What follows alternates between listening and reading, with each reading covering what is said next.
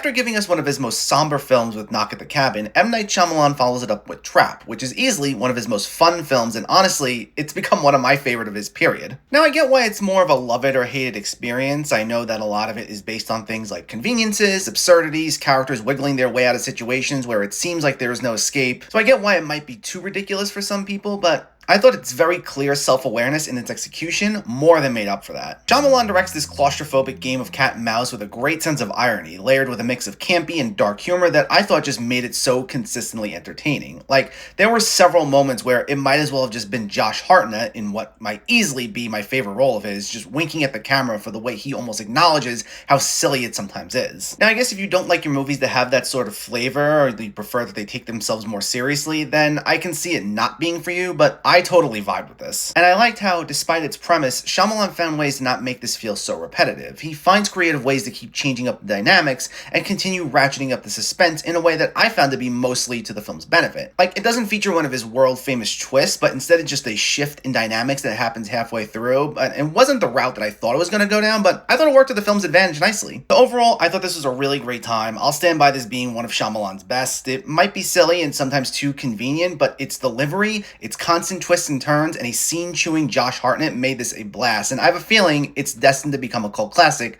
in the years to come.